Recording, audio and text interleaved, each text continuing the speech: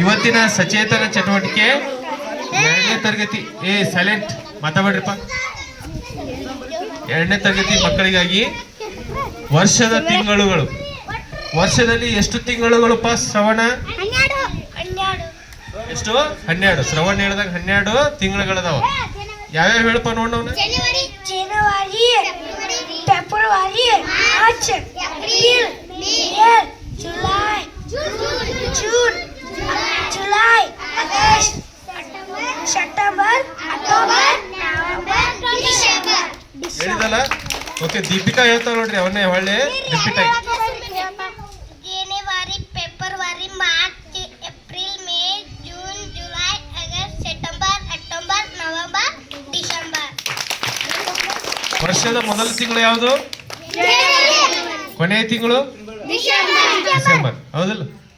February ನಂತರ ಯಾವ್ದು ಬರ್ತೈತಿ ತಿಂಗಳು? ಮಾರ್ಚ್. ಹೌದಿಲ್ಲ? ಏಪ್ರಿಲ್ ಕಿಂತ ಮೊದ್ಲು ಯಾವ್ದು ಬರ್ತೈತಿ? ಏಪ್ರಿಲ್ ಕಿಂತ ಮೊದ್ಲ ಮಾರ್ಚ್. ಹೌದಿಲ್ಲ? ಮತ್ತೆ ಅಕ್ಟೋಬರ್ ನಂತರ?